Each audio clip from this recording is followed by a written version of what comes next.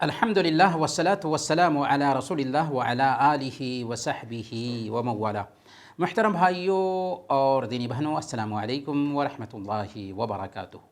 فقہ کے اس کلاس میں آپ سب کا سواگت ہے، اور آج ہم نماز کو باطل کر دینے والی چیزیں جانیں گے، یعنی وہ کون کون سی چیزیں ہیں جو نماز کو باطل کر دیتی ہیں، جن کی وجہ سے ہماری نماز باطل ہو جاتی ہے۔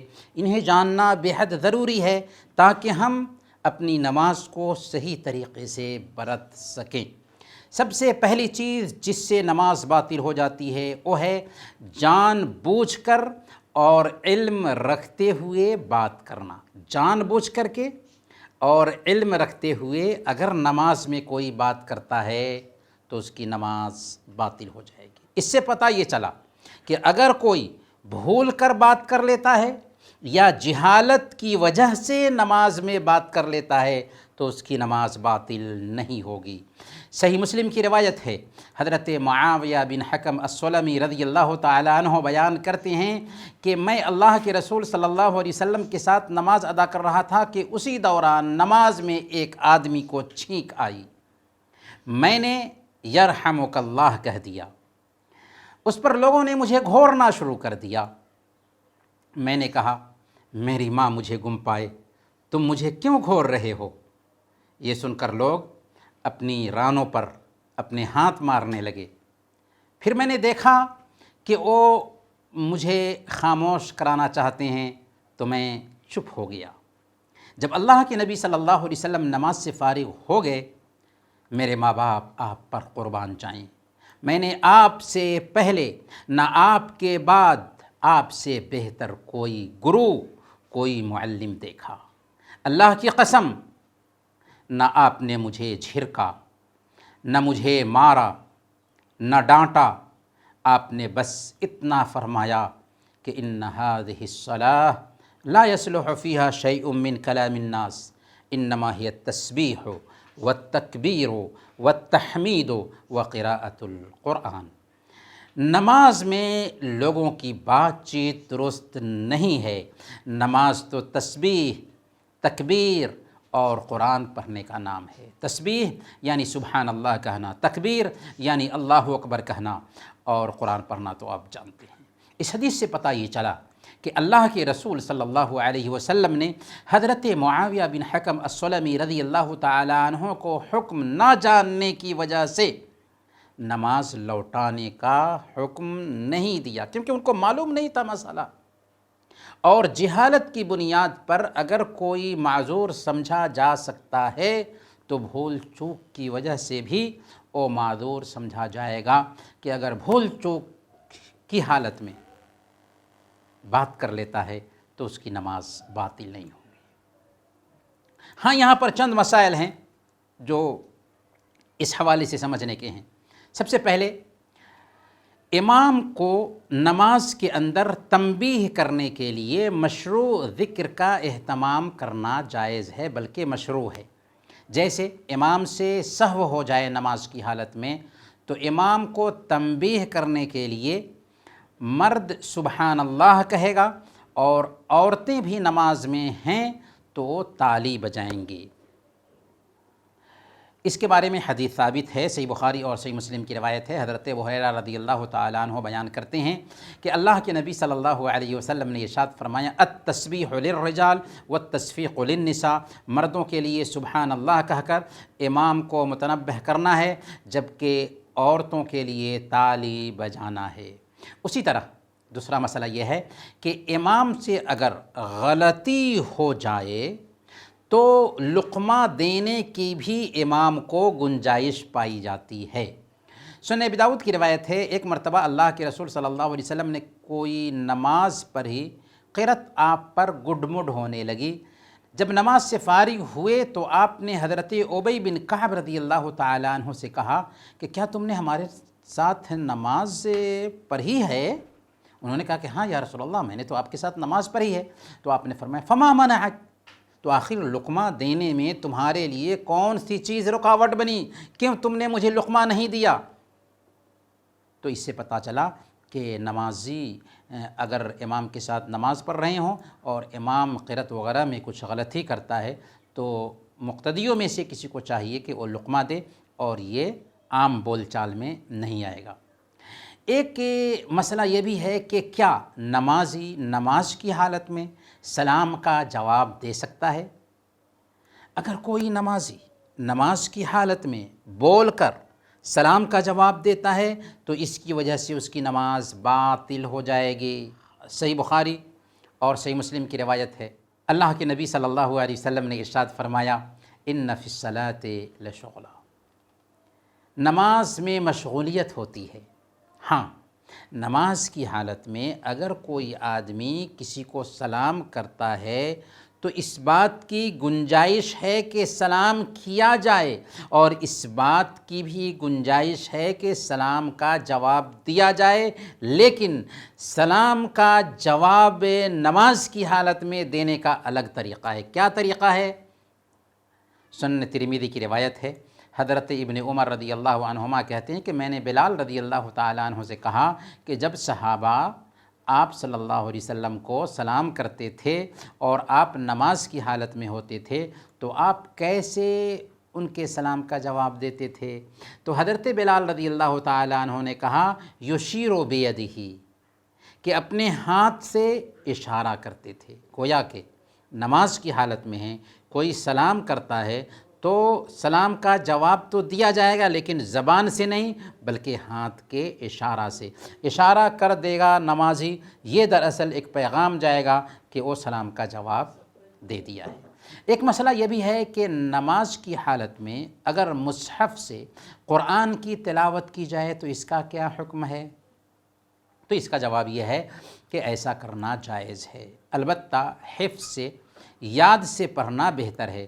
امام بخاری رحمۃ اللہ علیہ نے کتاب الاذان میں تعلیقاً یہ روایت نقل کی ہے کہ ان عائشہ رضی اللہ عنہا کان یؤمھا غلامھا ذکوان من المصحف، کہ عائشہ رضی اللہ تعالی عنہا کی ان کا غلام ذکوان مصحف دیکھ کر امامت کراتا تھا۔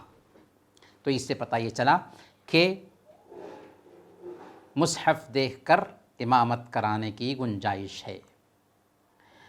تو گویا کہ نماز میں اگر جان بوجھ کر کے علم رکھتے ہوئے بات کرتے ہیں تو اس کی وجہ سے ہماری نماز باطل ہو جاتی ہے۔ دوسری چیز جس سے نماز ٹوٹ جاتی ہے، جان بوجھ کر کھانا پینا ہے، چاہے کم ہی کیوں نہ ہو۔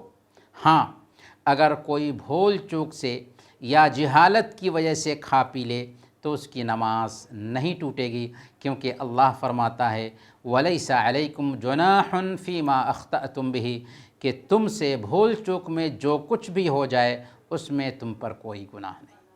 اگر کوئی تھوک گھونٹ لیتا ہے تو کیا اس سے بھی نماز باطل ہو جائے گی؟ نہیں، قطعاً نہیں۔ تھوک گھونٹنے سے نماز باطل نہیں ہوتی ہے، لیکن کھانے پینے سے، اور وہ بھی جان بوجھ کر کے کھانے پینے سے نماز باطل ہو جاتی ہے۔ اگر کسی کے منہ میں کھانے کے ذرات باقی رہ گئے ہوں اور انہیں کوئی نگل لیتا ہے تو کیا اس سے نماز باطل ہو جائے گی؟ تو ہاں، اس سے نماز باطل ہو جائے گی۔ اس لیے کھانے کے ذرات جو منہ میں باقی رہ گئے ہوں انہیں منہ سے باہر کر دینا چاہیے۔ ہاں، یہ بات نوٹ کریں اور یہ بات ذہن میں بیٹھی رہنی چاہیے کہ اگر تھوک کے ساتھ کھانے کے یہ ذرات حلق کے نیچے اتر گئے تو کوئی حرج کی بات نہیں، لیکن منہ میں جو کھانے کے ذرات ہوں بہر کیف انہیں باہر نکال دینا چاہیے، نماز کی حالت میں انہیں گھونٹنا نہیں چاہیے۔ تیسری چیز جس سے نماز باطل ہو جاتی ہے، نماز میں ہنسنے اور قہقہا لگانے سے بھی نماز ٹوٹ جاتی ہے۔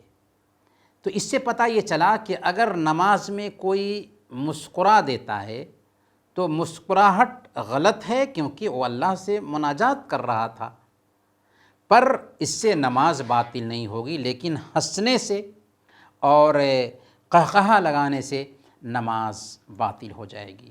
چوتھی چیز جس سے نماز باطل ہو جاتی ہے وہ ہے زیادہ حرکت کرنا۔ زیادہ حرکت کرنے کا قاعدہ یہ ہے کہ جب دیکھنے والا کسی کو دیکھ کر کے یہ گمان کرے کہ یہ بندہ نماز میں نہیں ہے تو یہ زیادہ عمل ہے، زیادہ حرکت ہے۔ اس ناحیہ سے اگر کم حرکت ہے تو اس سے نماز کی صحت متاثر نہیں ہوگی۔ جیسے اشارہ سے نماز کی حالت ہی میں سلام کا جواب دینا، جماعی کے وقت منہ پر ہاتھ رکھنا، اسی طرح نماز کی حالت میں بچے کو اٹھا لینا، اٹھا کر کے نماز پڑھنا، یہ بھی زیادہ حرکت میں یا عمل کثیر میں شامل نہیں ہے۔ کیوں؟ اس لیے کہ ہمارے لیے آئیڈیل محمد الرسول اللہ صلی اللہ علیہ وسلم ہیں، اور آپ صلی اللہ علیہ وسلم نے اپنی نوازی کو گود میں لے کر کے نماز پڑھائی ہے صحابہ کرام کو۔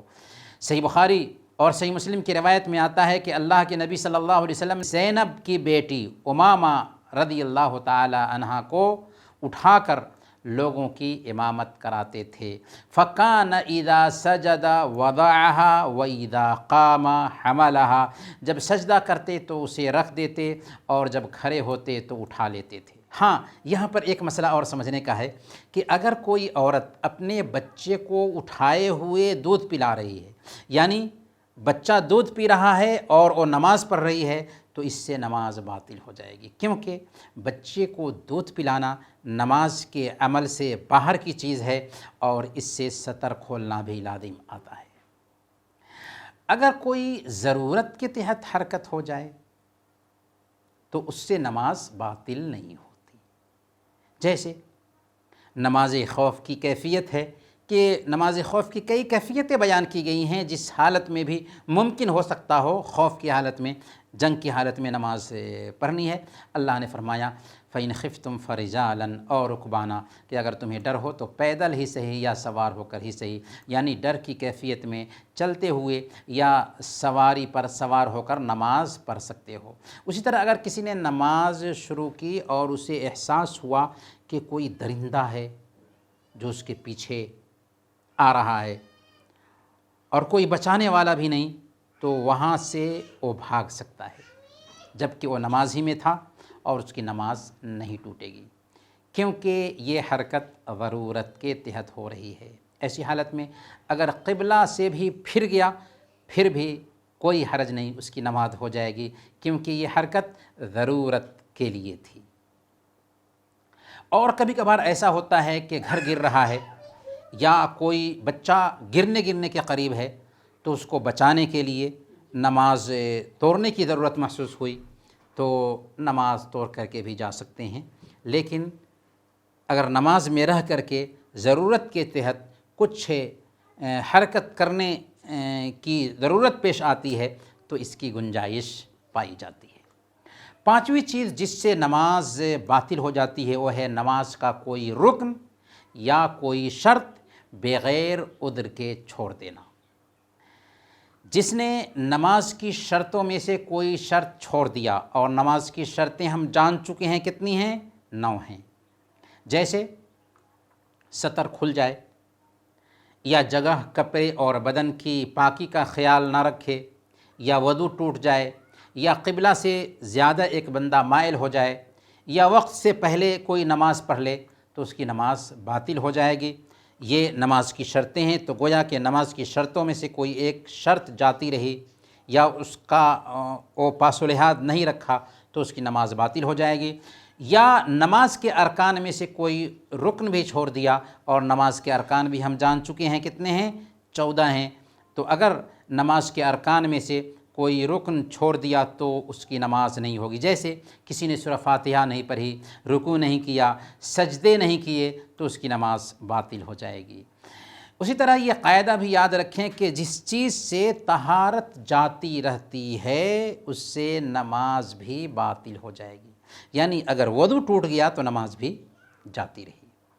یہاں یہ بات بھی نوٹ کیجئے کہ اگر کوئی نماز کے واجبات میں سے بھی کسی واجب کو جان بوجھ کر چھوڑ دیتا ہے، جان بوجھ کر کے اگر نماز کے واجبات میں سے بھی کسی واجب کو چھوڑ دیتا ہے، جیسے کوئی پہلا تشہد جو واجب ہے، اگر جان بوجھ کر کے اس کو چھوڑ دیا تو اس کی نماز باطل ہو جائے گی۔ ہاں اگر بھول چوک سے چھوٹ جائے تو کوئی حرج کی بات نہیں۔ تو یہ کچھ چیزیں ہیں جن سے نماز باطل ہو جاتی ہیں، ہمیں ان کو دھیان میں رکھنا چاہیے تاکہ ہماری نمازیں مکمل ہو سکیں۔